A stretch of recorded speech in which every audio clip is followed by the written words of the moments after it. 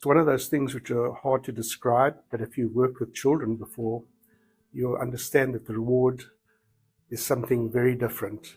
Somehow you touch these people's lives and you really make a difference. Working with the kids, and it helps you remember growing up and what kind of struggles you went through learning to read. It, opening up their world for them kids just gives you a real pleasure. The children come in, I would say flatline. And when I see them at the end of the year, it's like a balloon going up. They have such joy in reading, which is what I want to impart to them, the joy of reading. It's very rewarding starting with them and watching them grappling to get onto the ladder. It's very fun to look at the end of the year and see how they are now making progress. Just watching the kids open up and go from very, a shaky grasp of reading to being able to read with fluency and enjoy themselves.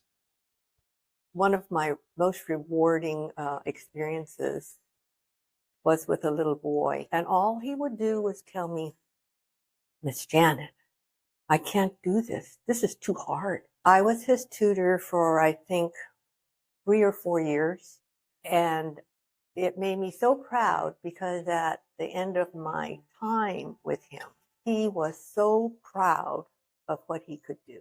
And many of these children may never travel anywhere. One little boy I had never went to the zoo, but I told him we could study all kinds of animals through books.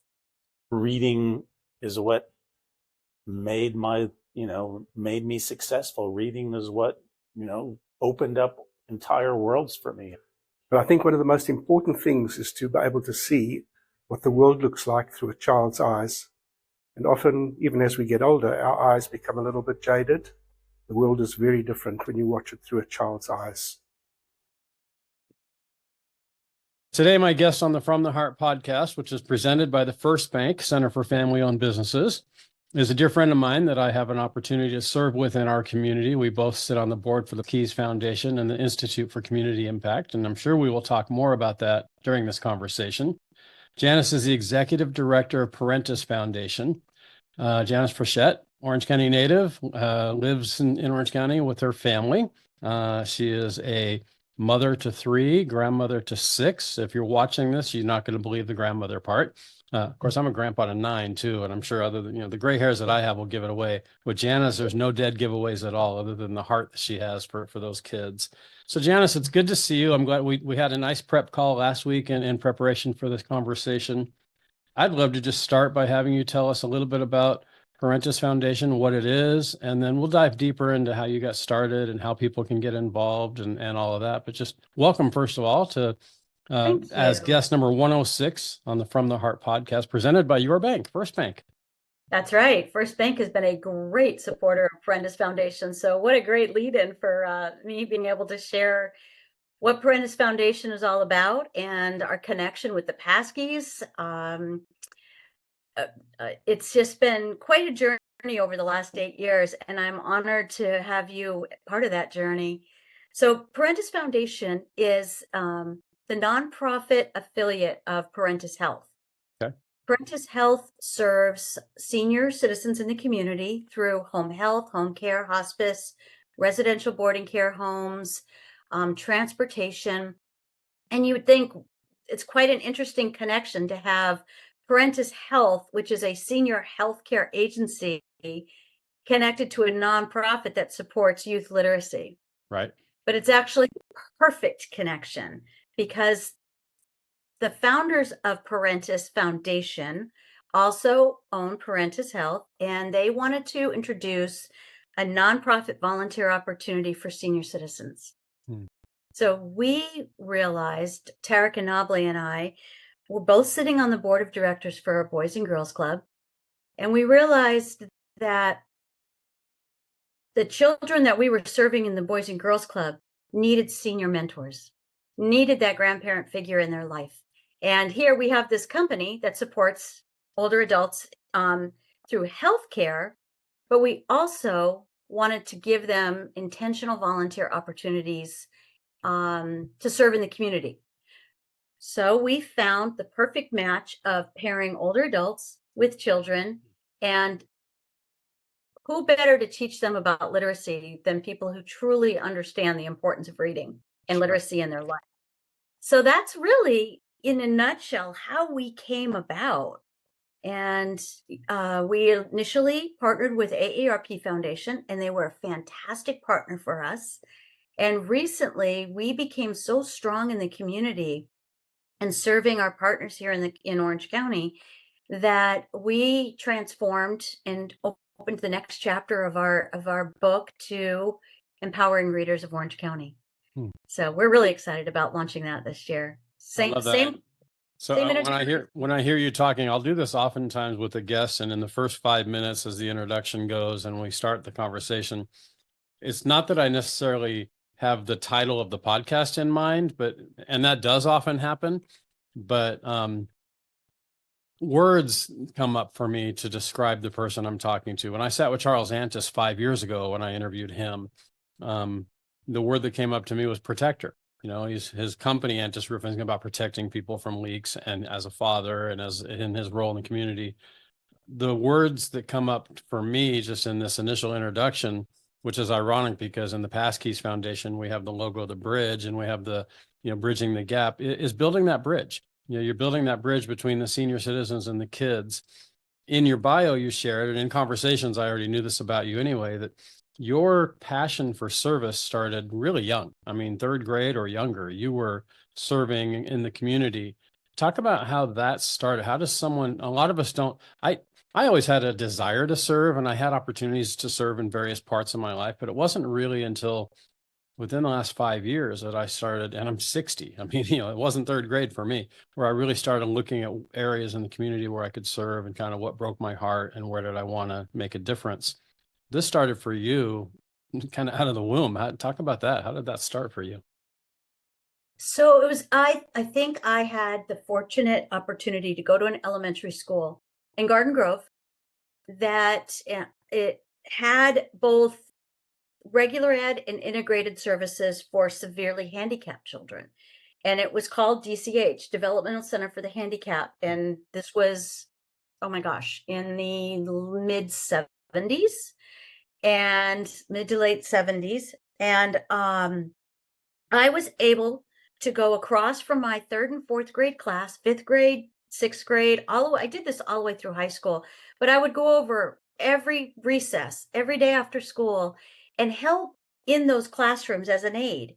I'd either sit and play games with the kids, or I would help feed them, or I would walk them in their wheelchairs around the campus. I had a kind of a yearning and a desire and a connection with them. And I knew that no matter how severe their disabilities were, there was a soul in there that needed to be loved. And I was just always drawn to service and children that needed support.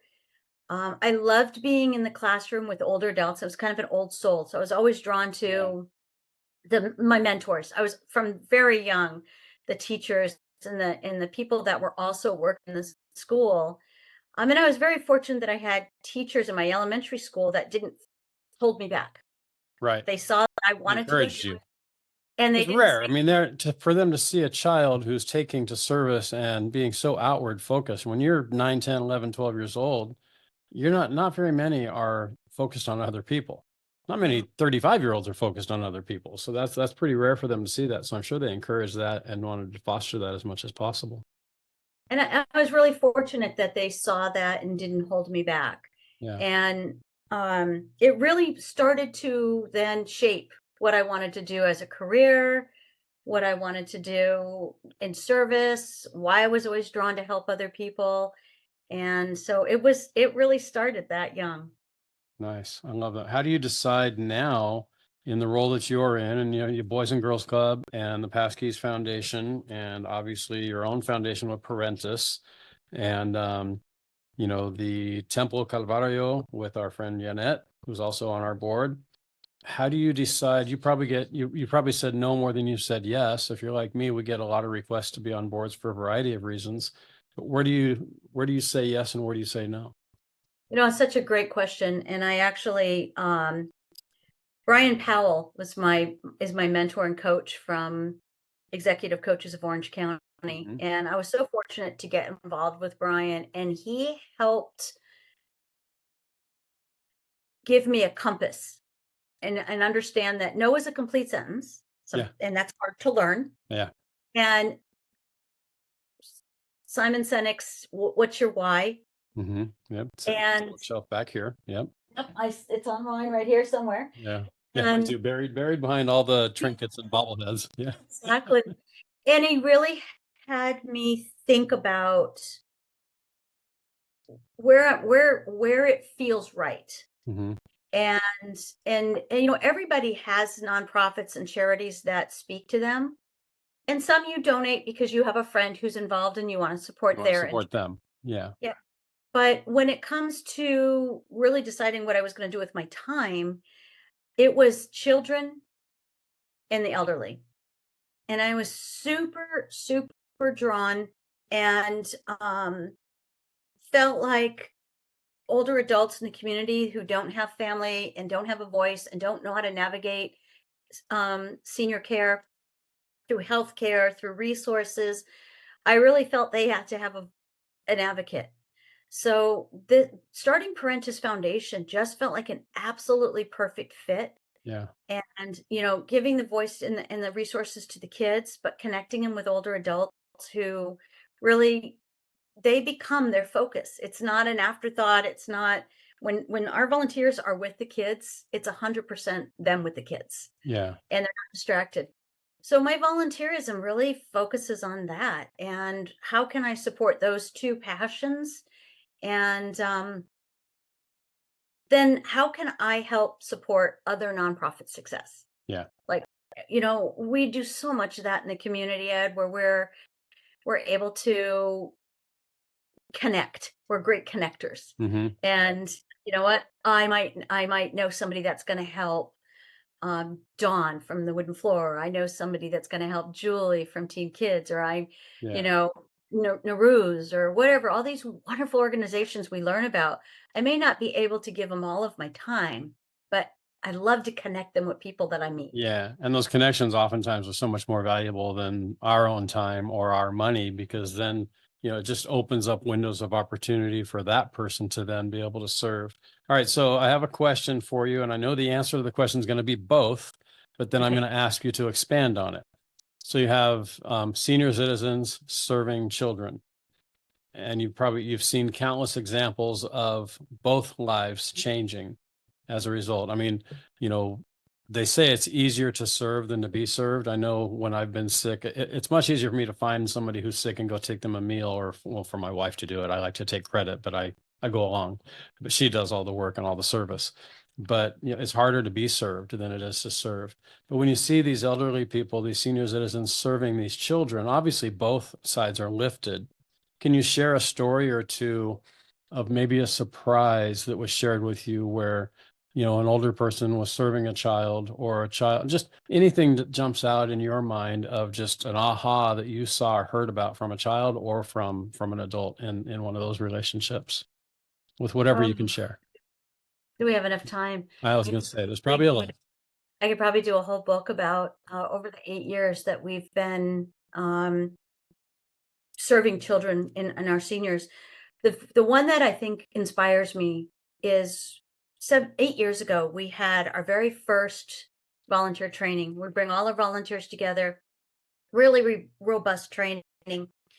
And this particular volunteer, our volunteer is 76 years old, and we have almost 200 volunteers now.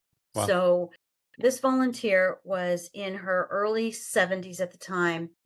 And the day after the training, she had a stroke. And it was severe enough that she could not care for herself. She had to go back east and live with her sister. And her driving force to get better was to come back and serve the kids in Rancho Santa Margarita. Wow. A year later, she was strong enough to come back and tutor.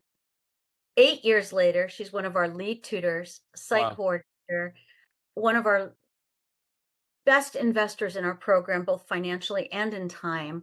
Like, this program is so entrenched in her heart and her soul because she knows what she's doing for the kids. She was an immigrant. She was she was raised in Taiwan and really understood the connection. Recently, I've had some of our volunteers lose their spouses, which it's just such a sad experience. Yeah. But what I've realized is we're a family, and our core volunteers and the kids and our program partners through the Boys and Girls Clubs from the schools literally embrace these individuals. There's a couple ladies that have lost their husbands in the last 6 months, and they've chosen to come back and do more with us because they know that the community, the kids they're just great for your soul. Well, they have time, and they also need, it might in their mind start as a distraction. And I don't mean that word to sound the way it sounds, but it gives them something to focus on other than their grief. Yeah. And they'll say that, that's the minute they either log on the computer or they go see the kids in person, it gives them that sense of purpose that was even more important now, because they can stay, they know that it's a safe place for them to go and just give everything they have back to the kids. Yeah, I love that. During COVID, you and I have something in common in that we both started a weekly Zoom call. Mine fizzled out after 18 months when everybody went back to work and was driving to work again and in with people. Yours has gotten stronger. Talk about this call that you do on a Wednesday every week, as you've shared with me, the impetus behind that, how it started, how it's grown, and what the impact of that has been. And can anybody join in? And if so, how so? Yes. So 2020, March 13th, 2020, we all know the day. We know where we were. We know where we were. Yep. I knew that closing down our doors and not being able to serve the kids and not being able to connect to our senior volunteers was just not an option. Yeah. They both needed it more than ever at that point. They both needed it more than ever. And I had no idea how we were going to do it. I mean, again, this is a story you've heard time and time again. Yeah. But I figured out where to find the gentleman who was running Zoom for Education out of Florida. I figured out that he'd answer his phone if I got up at 3 a.m, and I called him at 6 a.m. because he was getting up and ready. Right. And he helped me. Every single night this happened until he helped me set up our Zoom account. And we trained all of our volunteers at the time. There was about 75 of them at the time. We're up to 200 now. Wow. How to get on Zoom. I learned a lot of lessons. I learned that they all can't be a co-host on mine because when they log on, everybody get kicked off. Right. So, get back up, start again the next day. Trial and after error. a few Yep. years. Absolutely. I ended up giving every single volunteer their own user license, and online tutoring began. We delivered every book kit to every student and every tutor to their front doors. And then what happened was, it was such a great connection. We created our Lifelong Learner series, and we meet with the tutors every Wednesday morning, 9 to 10. And we have anywhere from 50 to 80 volunteers come on. And every single week is a different topic. Nice. So it's either about what we need to do for tutoring, best practices on the science of reading, or how to handle a squirrely child, and best practices of behavior modification, to how to eat healthy in the summer. What is good hydration in the summer. Cybersecurity, how to make sure you don't get scammed during the holidays. So we always have these wonderful guest speakers in training opportunities for our seniors. And it's become the Lifelong Learner series now. Wow. And even some of our volunteers who cannot leave their home because they're medically fragile come on every single Wednesday for this connection. And it might be the only connection they have all week in many cases, which is sad, but it's also exciting that they do at least have that. I know that, the world shut in the summer.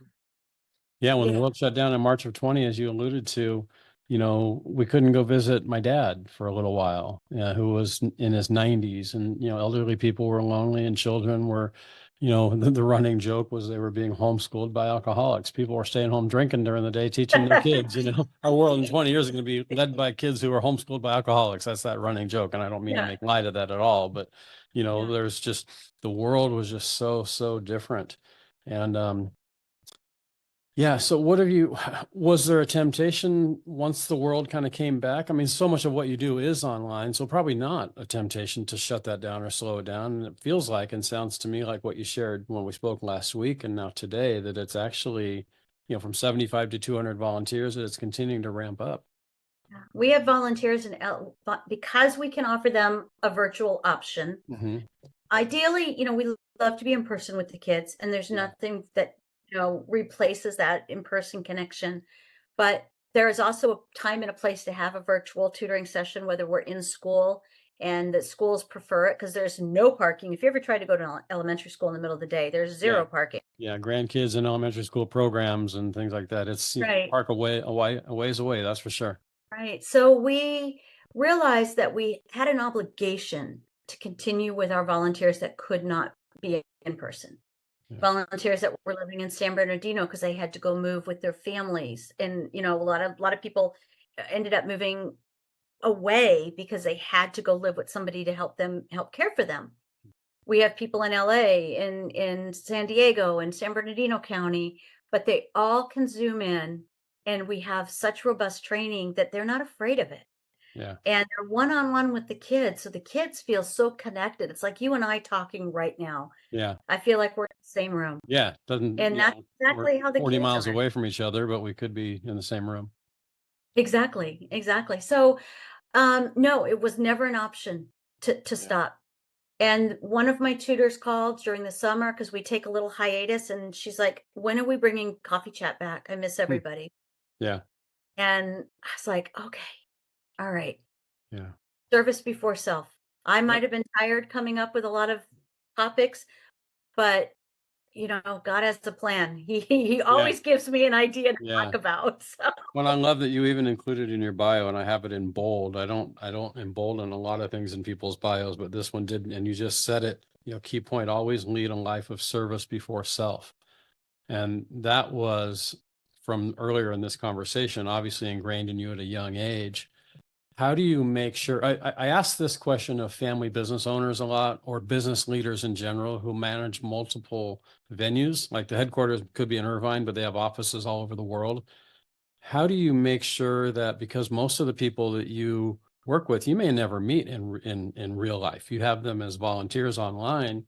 How do you make sure that the culture and the values and the vision of your values and your vision and your culture, not to mention Parentis Foundations, Right. are instilled in them, so that you don't want them teaching your way. You want them teaching their unique way because that's what you value in them, is their uniqueness. But how do you make sure that you maintain that culture and that message of what Parentis is all about when you have 200 volunteers from everywhere? That is such a good question. And it is probably the thing I'm most proud of, is the fact that we have such a great training program. And my team of 4, that's all we have that runs this whole Amazing. organization, Yeah. is so committed to making sure we have systems in place to connect with our volunteers through daily session logs that give them an opportunity to put their notes in. And we have ways of flagging notes to make sure that we've read them, to our 20 hours of training that the volunteers have to have from pre-service all the way through end of year. Our coffee chat connections, our one-on-one conferences that we have with them. We have all these things set up to make sure they never, ever feel alone.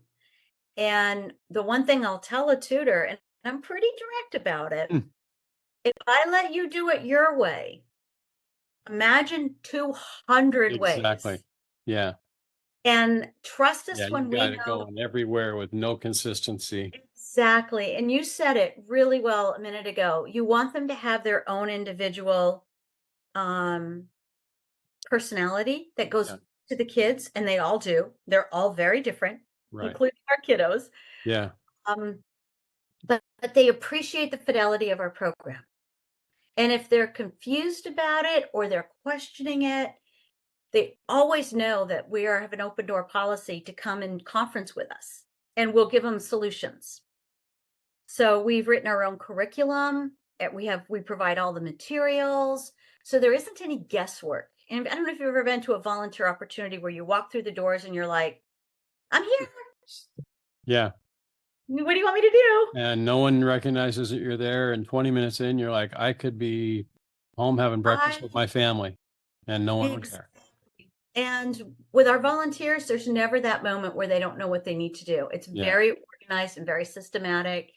And our partners appreciate it. Our Boys and Girls Club partners, our school partners appreciate the fact that somebody once said this was a blue apron of literacy. You know, the blue apron boxes that the food comes to the kitchen. The food comes to the doorstep. Sure. Yeah. Yeah. So we are the blue apron of literacy, where everything is there. And all the tutor has to do is follow the roadmap, follow the little card. Yeah. And that must have been incredibly powerful. You and I talked last week when we set up this call that places like Teacher Creative Materials in Huntington Beach and the Tiger Woods Foundation and so many others who focus on education were giving away their resources during COVID because, you know, you went from like a handful of people in the country and the world homeschooling to everybody homeschooling. Parents who, you know, couldn't wait to drop their kids off at school, not to get rid of them. In some cases, yes, but most cases just because they needed to go to work or they needed to have their day to do whatever. And now suddenly they are responsible for their job, for their home, and now the education of their children. So you have these resources that people were probably chomping at the bit to get, you know, access to you and your organization, the education. How did the kids then? I'm curious how the seniors find you and the kids, but even more so, how did the kids and their families find you? So the kids finding us came through our partnerships with the Boys and Girls Clubs. Okay. It started 8 years ago with the Boys and Girls Club of Capistrano Valley because we were on their board. And I said, we've got this great program. Can we pilot it here? Give us the children that you work with every day at Power Hour, which is a homework hour, that you see struggling. And we will assess them, and we use what's called Dibble's reading assessment, and that's what the schools use. It's well known, well respected. Okay. We would assess their reading levels, and then we'd know exactly where they needed to be for their oral reading fluency and their accuracy. Yeah. We don't step on the toes of teachers. They teach the kids to read. We help them become more proficient. And that's a big difference. Got it. So that when kids come to us, I basically will say, you don't need to read this whole book today. We're just going to play some games on just a couple pages. Cool. And they're like, okay. And I don't have homework and I don't need to take the book home. No, you're going to practice every day with me as your tutor for the whole school year. And it becomes a reading club to them. I love it.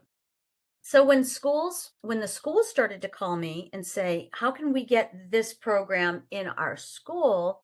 Yeah. I was able to show them that we are expanded learning support, not the teacher. We're not replacing the teacher or the parent in that case either. We're supplementing. We're supplementing. And more importantly, when we're supplementing, we're providing mentors. Yeah. And that child who has already realized that they are, as they use bad readers, at 8 years old, they've already figured out that they're bad. They're bad readers. These are words they use. Right. And we need to take that wall down and show them how empowered they are, that they have the skills. Yeah. And here's this senior grandparent figure ready to say, it's just us. You can make a mistake. Yeah. You can make. You're not being graded with this. You're not being judged. You're not, We're in no hurry. I'm here all school year. Yeah. So this is your journey. Let's go. And it's amazing how much the kids connect. Yeah. And all of a sudden you see that little boy with the hood on, who's like this, who doesn't want to talk, who doesn't want to do anything. They're kind of, even online, they're kind of coming into the camera. they start with their head below the monitor and they're all of a sudden they're up and they're laughing, and Yeah. it's magic. There's You no can tell better when someone engages, even on a screen, even in a 1 or 2 dimensional screen, when they're engaged. I taught for a long time at the university level and some high school as well, and even during COVID. And they go from totally disengaged, their camera's not even on, or you call on them not and even they don't respond because they're either not there or they're or they've made a figure of themselves. yeah. Here's a action pose of Ed Hart standing like right here. It's like, wait, you're not moving. I should be able to figure that out. But so you obviously engage the seniors, you engage the kids. What kind of stories have you heard from the parents of these kids or the teachers of these kids? And those are at least 4 communities that I know you hit. There's probably 10 more, but the obvious to me, the seniors who are mentoring, the kids being mentored, the parents of the kids and the teachers of the kids. Talk about those parents and those kids and what you hear from them.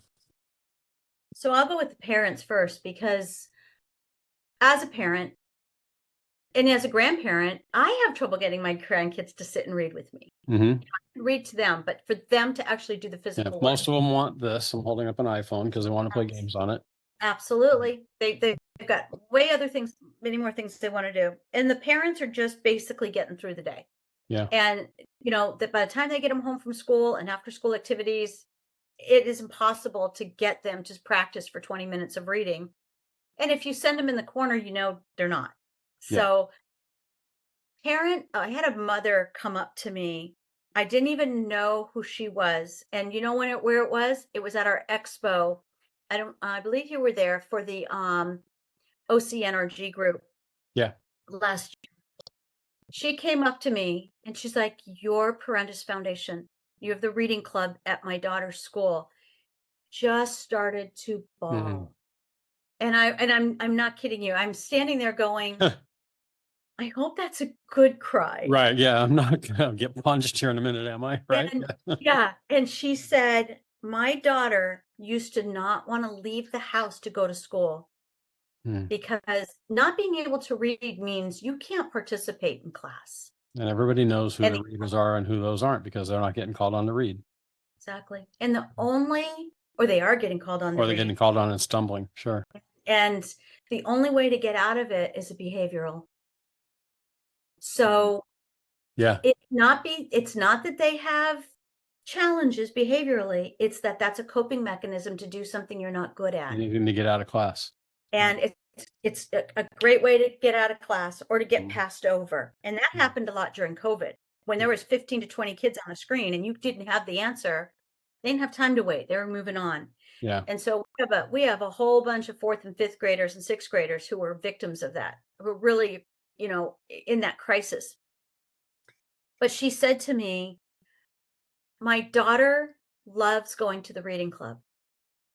And the teacher has said that she's more confident in class now." And it wasn't anything huge that we do. We just give them the space to practice. Yeah. And as much as they may try to push the tutor away by all the behaviors they've learned that have been effective in the past, they keep coming back. Yeah. It's showing the kids that they're unconditionally there for them. And it built her confidence up more and more and more. For the teachers, we had at Heroes Elementary School in Santa Ana. We've been there now 3 years. And the teachers and the kids did a whole video for us, and we're going to be putting it on our website. And we're thankful for you. Nice. And for your volunteers. And every teacher, they don't look at it as extra work for them.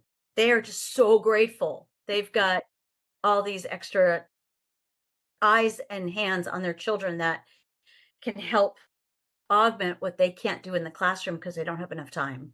Nice. If you have any great. videos or anything like that you'd like to share, we could insert it like right here in this conversation and air it as a quote unquote commercial or a promotion for Parentis as well. I'd be happy to do that.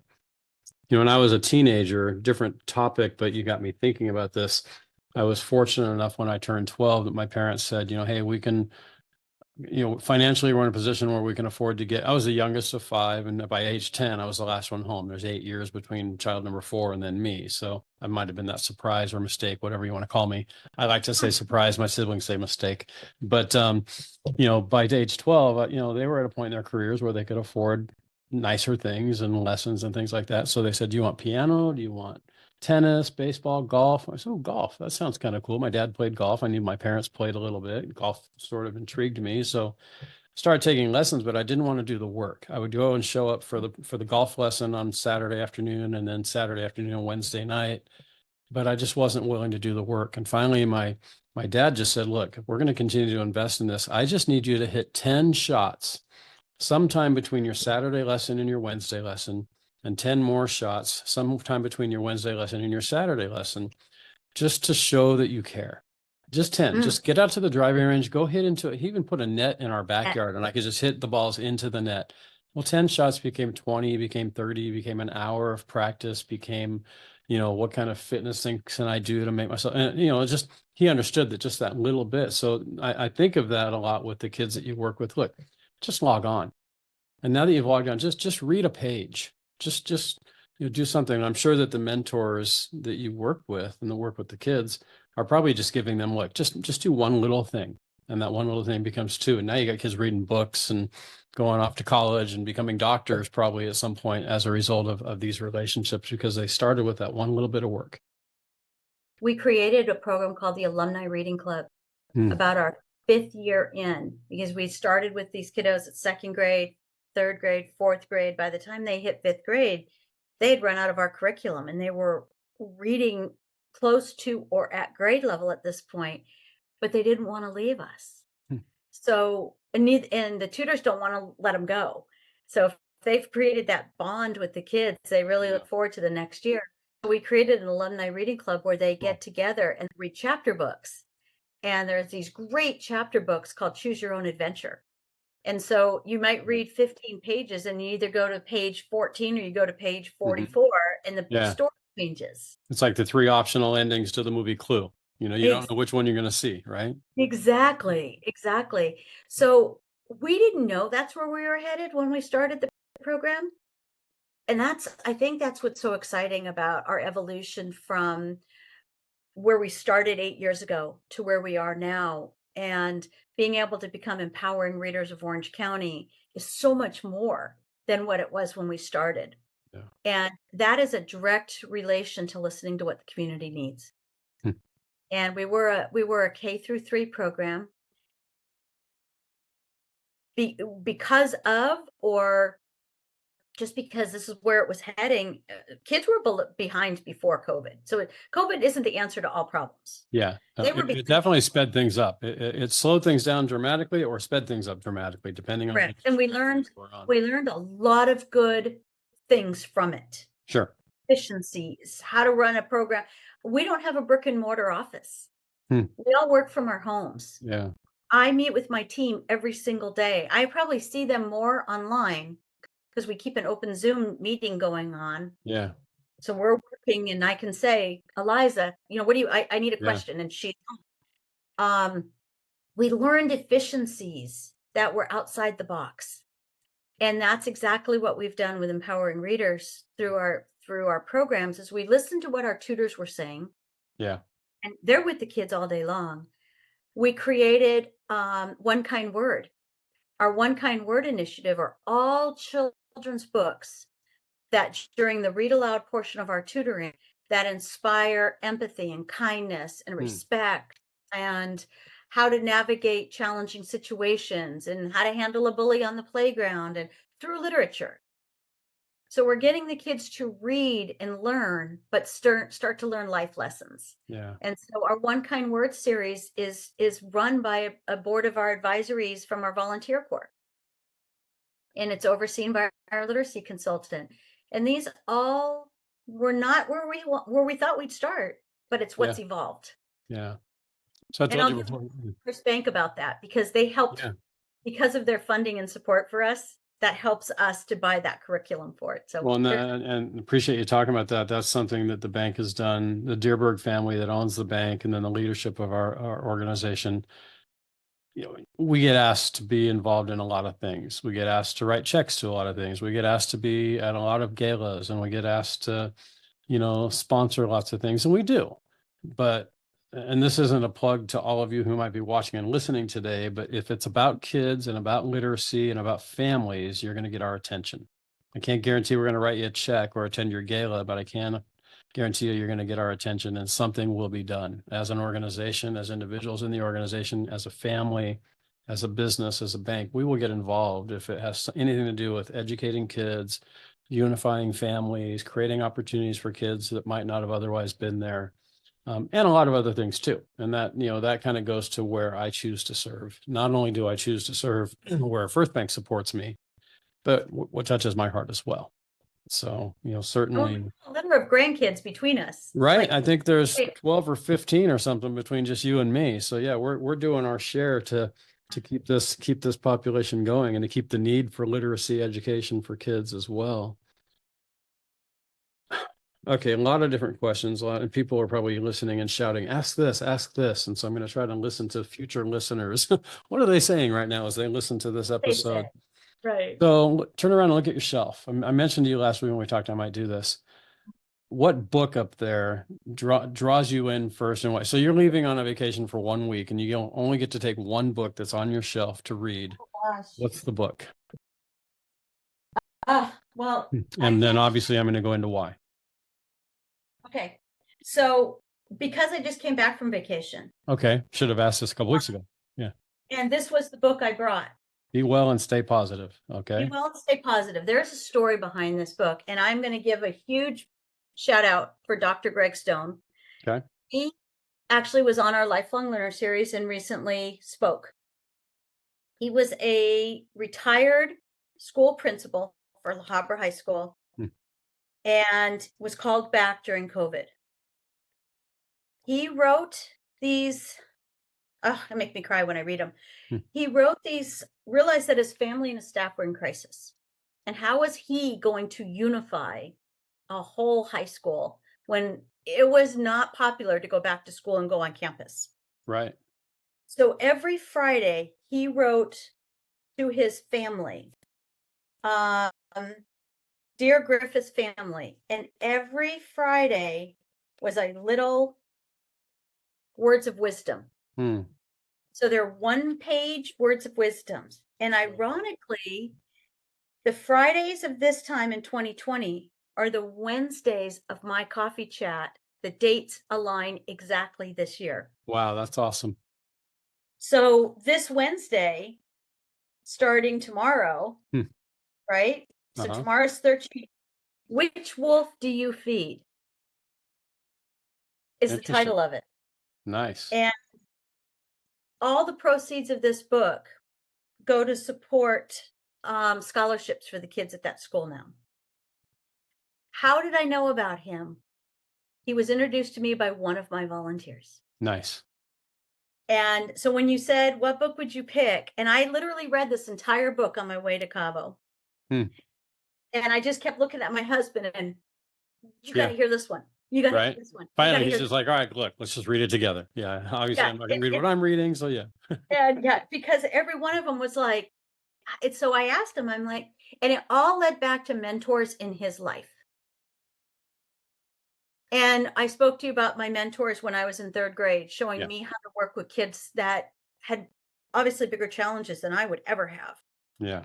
And all the way up through my life now, and now the mentors that I have in my world, including you. And I kept reading this, and I was just so inspired that I had to share it with my coffee chat tutors and at Lifelong Learning. But I have one more.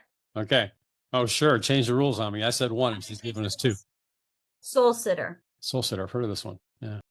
So Stacy Canfield, it was a friend of mine here in Orange County. She's since moved to Texas. She and I met at a e-women's networking group, and she started to talk to me about her hospice journey. Well, I told you that that's like one of my biggest passions is hospice care. Yeah. And being able to help families navigate through such a scary, scary time in their life. And this book, The Soul Sitter, is basically talking about three-legged stool and how you have to balance this journey of acceptance and fear and all the things that you need to understand when you're going through such a difficult crisis, but can also be a beautiful journey if you let it. Yeah. And so when you asked me the other day what was the first book I would have pulled off, I immediately looked at Soul Sitter. Um, it's meaningful to me on so many levels, Yeah. starting from my own journey with my mom when I was 26, and my entire life of being a caregiver for friends and family who were going through hospice, and not just the person going through it that was actually in transition, but the families, because there's so many dynamics and understanding and fear during that time. And I felt that's how I first started Parentis. I was their volunteer hospice coordinator. And then I told Tarek I can't have 2 full-time jobs anymore. Yeah.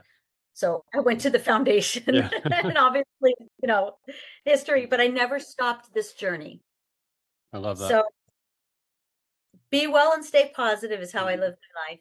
Well, yeah, you do. And when I think of positive people, I think of you. That's for sure. You're always smiling. In the Soul Sitter. Yeah. I love that. I think that's what drew me to you right away when we first met, probably through Pass Keys, was just that there are people who just kind of light up a room when they walk in, and then the room goes dark after they talk for a few minutes. But there's people like you who light up the room, they walk in and it just stays light and gets brighter. You have this energy, this smile, this love for people that just is so obvious. We've been trying for a long time, you and I, to get together on this podcast. We've talked about it many, many times, and I'm so glad we're finally doing it, because I want the people who listen to and watch this podcast to get to know you the way I'm getting to know you, of that energy and that love that you bring. I think that's really, really remarkable. So thank you for being the person that you are and inspire. You mentioned me as a mentor, and I'm like, yeah, whatever, sure. Because, I look at you so much that way as well, what you do and the impact you're making and the people you're touching. I think that's why Yeah, go ahead. because we have that energy. Yeah, We'd be really tired at the end of the day at a networking event. Yeah, we talked absolutely. about that. Yeah. But I'm there because I care. Yeah. And there's always going to be somebody there who, maybe I need to meet, or they need to meet me, or going back to earlier in this conversation, maybe there's somebody there that needs to meet someone I know. I approach networking events and networking mixers and everything now with more, who can I meet here today or tonight that needs to meet someone I know? And when I look at it from that perspective, not what value can I add to them or what value can they add to me, I'm always thinking about that. But when I take it a step further, who's that third person that might not be here that when I meet Janice at this event, who you need to meet, Janice? You need to meet Don Reese, or you need to meet Dave Elliott, or, I'm using examples of people you and I know well and serve with, but No, 100%. undoubtedly there's somebody in my circle that you don't know, and vice versa, that we think, wow, that'd be a really good introduction to make. So I want to shift for a second. You mentioned to me when we spoke last week, I have written down a bullet point, challenges and how overcame, but I'm going to take, instead of that question, I'm going to tie it more directly to a phrase you used, and I wrote it on a little yellow sticky when we talked last week, was you were a widow at 26, then you were divorced, now you're married to the love of your life. Go anywhere you want to go in those 3 areas, and how has being married to the love of your life, or being divorced prior to that, or being widowed prior to that, shaped you into who you are today? And you can address any of those, all of those, any order, however you like.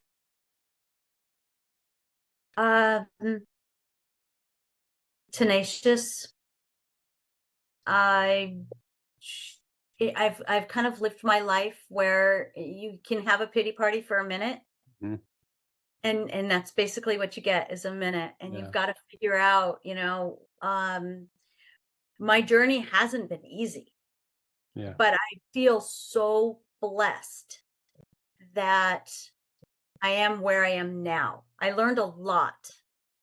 At 26 years old, my husband died in a car accident.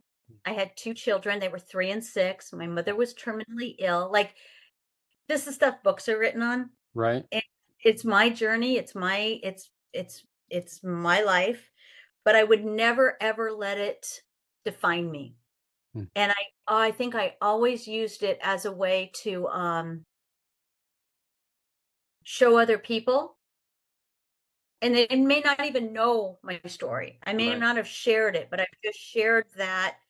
I tell my team, there's never a challenge too big that we can't find a solution to. We may not know what the solution is yet, Yeah. but we'll find it. Yeah. And so when I lost my husband, 6 months later, I lost my mother. And then again, God puts people in front of you for different reasons. I met my husband shortly after my first husband had died in a car accident, and he had a 2-year-old daughter. And the mother came from a substance abuse background, and I realized I needed to be her mom. Hmm. Here I am Girl saving, needed a role model. needed me. And my husband, at that point, about a year later, we ended up getting married. I was vulnerable. My first husband owned his own business. So again, I figured out what I needed to do. We had a really good marriage for about 15 years, and then realized that he wasn't my forever person, but I Yeah. was always supposed to be my daughter's forever mother, and I adopted Mm. her. Wow. That's amazing. So he's still in my life. He's still, Mhm. stepfather to my biological children. Yeah. But then come full circle, the man I'm married to, I knew at 12 years old. That's right. You mentioned that yeah, he And videoed your wedding. yeah, Crazy. and he's my forever husband. We reconnected in 2010. I was living in Connecticut. By the way, I'm born in Connecticut. Okay. So Yeah. born in Plainfield, Connecticut, little northeastern town of Connecticut. That Came explains why you went to school back in Connecticut. I was going to Yeah. ask. Yeah. I grew up here in California because my folks moved out here. But when I was 21, I moved back to Connecticut and raised my kids. And Okay. that's where I lost my husband and met my second husband. Yeah. And then when all our kids were away at college, we realized that, we weren't connected to be married for life, but Yeah. our kids were good. So I moved back to California, and Facebook Hmm. found my friend Sam Ardinger, who is now my husband, who was a dear family friend when I was young, was going through a divorce. He had a friend who needed hospice care. Hmm. I came in and started to help him with the hospice care, and his family had passed away, but it just became how we unified.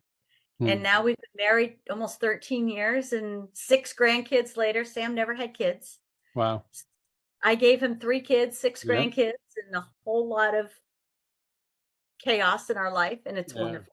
Well, I can relate to Sam. As I mentioned to you before, never had any biological kids, but I've got 4 adult children, all in their 30s, and then a niece who's in San Antonio, Texas. It's like a daughter. So between her and the other 4, there's 12 grandkids, 2 girls, 10 boys, and so my wife gave me that gift, just like you gave Sam that gift. So on behalf of Sam, thank you. Because I know he Yes. feels half it, and you shared with me last week when we spoke, he's running them to practices and picking them up from school and doing the things that I get to do with my grandkids too, which is just awesome. It's the best thing in the world. He brought Owen to play golf at the San Clemente Golf Course this weekend. Nice. And Owen's in first tee. Wendy Williams plugged to Wendy Williams in first tee. Yep. Owen is in first tee and doesn't show a lot of initiative, very much like you as a kid, right? Yeah. He likes Right. going, but he's not going to do much else with it. Yeah. He told Sam after 9 holes of golf, we got to drive the cart, it was better than playing video games. Nice. Wow. That's huge. So Yeah. Sam came home levitating.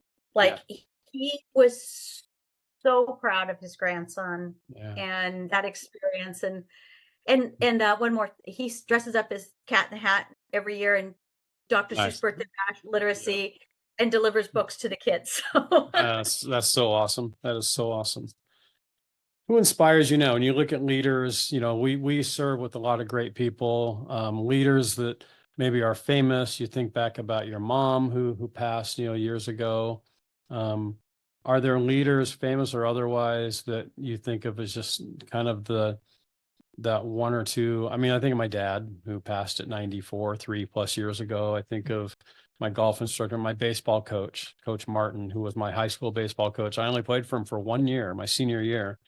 but he was like a second dad to me the rest of my life. And I, attended his funeral and stayed close to him for the 40 years after I played for him. Are there people like that, or is there anybody that jumps out at you as kind of that, You know, you're around them now, or you think about them in the past that really just still inspire you? well, I'll just obviously lead with my mom. I didn't have her long enough, but every single person she crossed paths with, she was that executive secretary that ran the entire office, and that's what they called her at the time. She was the executive secretary. Yeah.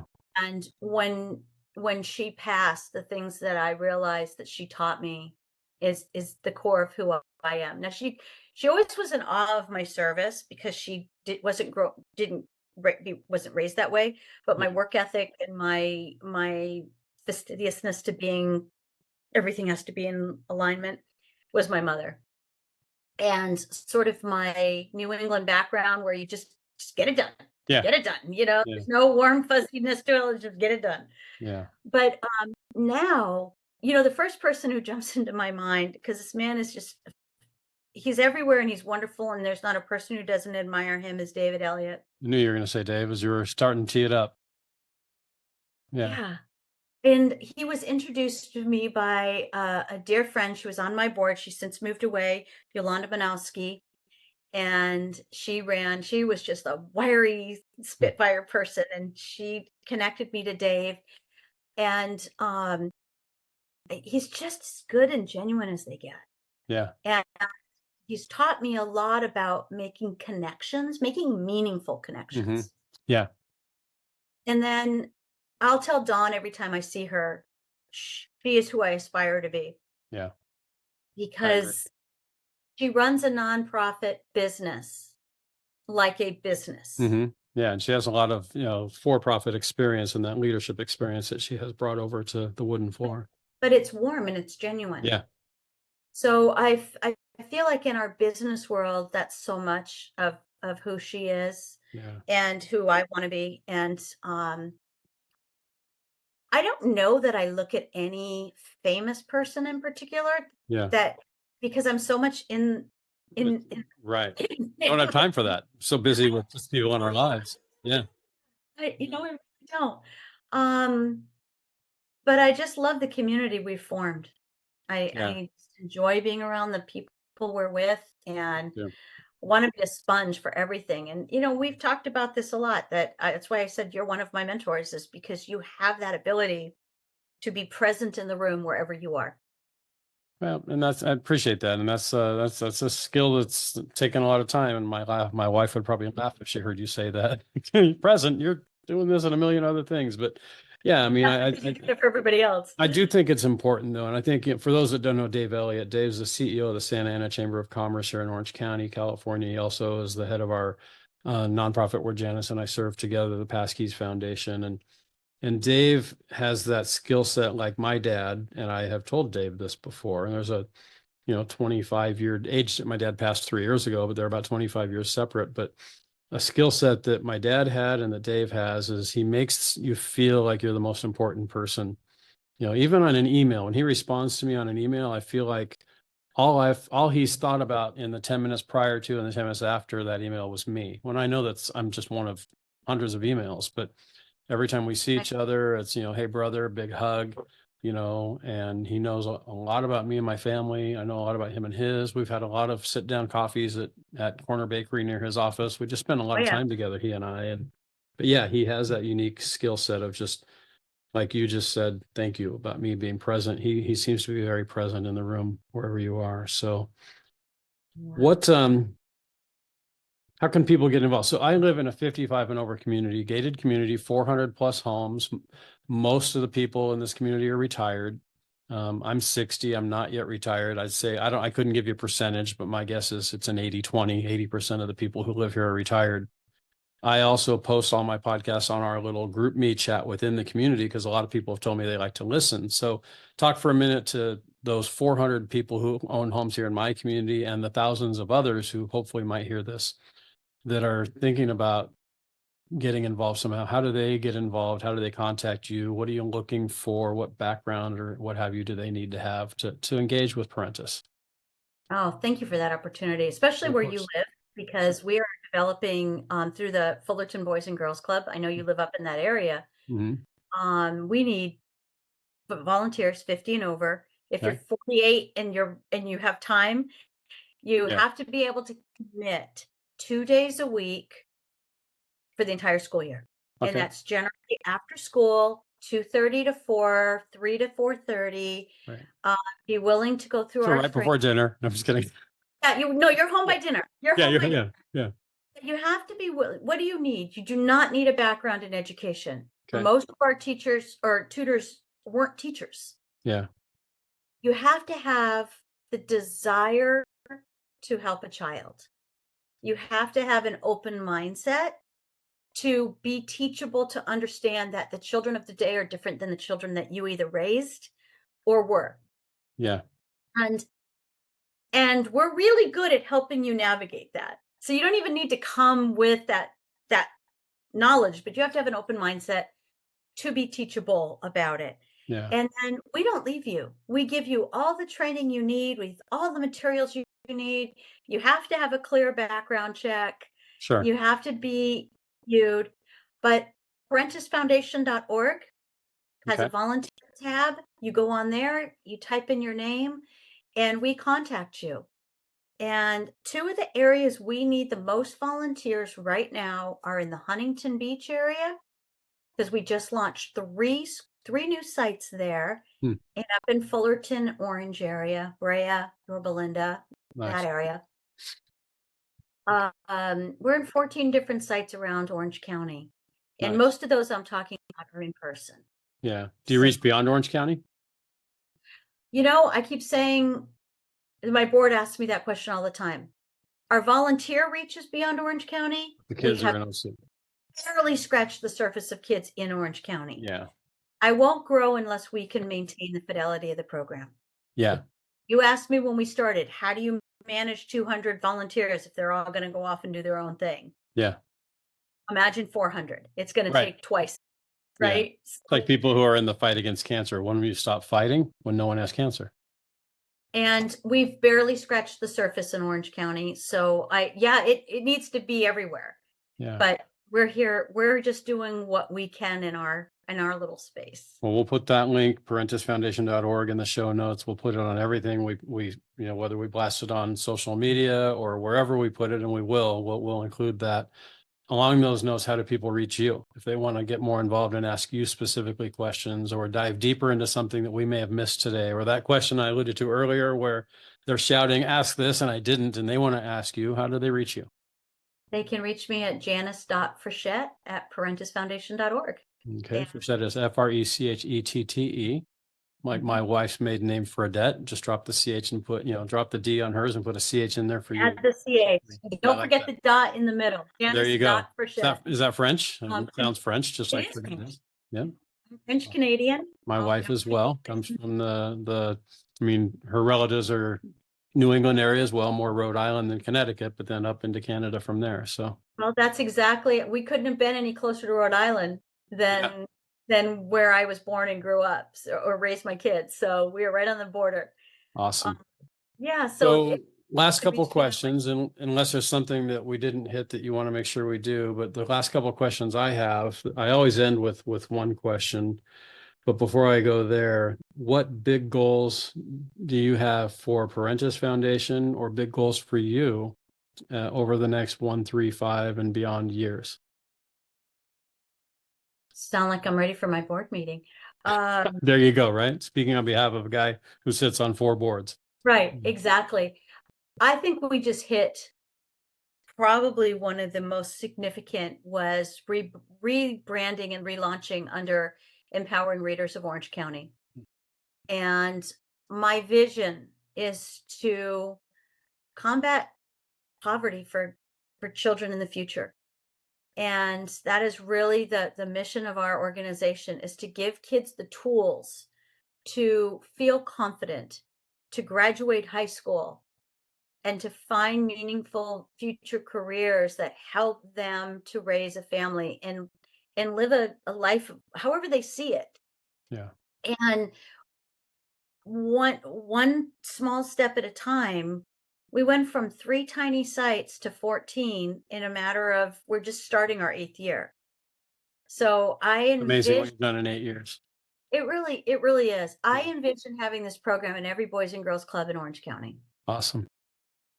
Well, you know a lot of the Boys and Girls Club leaders, so you know how to do it. And then any Title I school that sees us as an add value to supporting them, or after school programs, YMCAs, but I can't grow to them. The need is there. I can't grow to them until I find funding sources and funding partners that see us as a long-term solution to a challenge that even school systems can't wrap their hands around. Yeah. So Well, we know these schools I need see help with like Parentis Foundation, with Team Kids, with so many other nonprofits that are out there that are doing things. together we're doing all our little piece. Yeah. Yeah. So That's so I'm hoping that I can partner with colleges, School of Yeah. Gerontology, School Sure. of Education, and hoping now that we have proof, empirical data that our program works. Yeah. We're not just a feel good. Yeah. We have a After hunch and this is school. what we're doing, and there's no data to back it up. You've got the empirical data to back it up. Yeah. So that's my long range goal. Awesome. Well, hopefully if anybody's listening to this and wants to get involved, you know, reaching out to Janice, reach out to me, however you want to get to Janice, to get to Parentis Foundation, we will point you there. There's a need for, you know, if we're not doing something to impact a child's life, then we're probably doing the wrong thing, because that's our future, that's our present. And this isn't just a guy talking with 12 grandkids or a woman talking with 6. This is all of us. I mean, our future is in the hands of these kids that are currently choosing between video games and reading a book, between paying attention in class and acting up so they can get out of class. And if we can do anything to help these kids, you know, make those right choices, then the future is going to be pretty bright. So appreciate people like you, Janice, who are doing so many amazing things, all to in the name of creating a better future for all of us. I mean, that's really, you know, you're not just doing this because you love it and it's a hunch. You're doing it because it's backed up, and it's a proven model. So we just spent an hour with you answering this question, but this is the opportunity I have for anybody that doesn't want to listen to a whole hour of a podcast to get to know my guest in one question. And that question simply is, Janice Frechette, what's in your heart? Service. Being positive, giving back, and being present for people that need us. That's in my heart. Whether it's kids, whether it's senior citizens, whatever it is. And that's how I lead.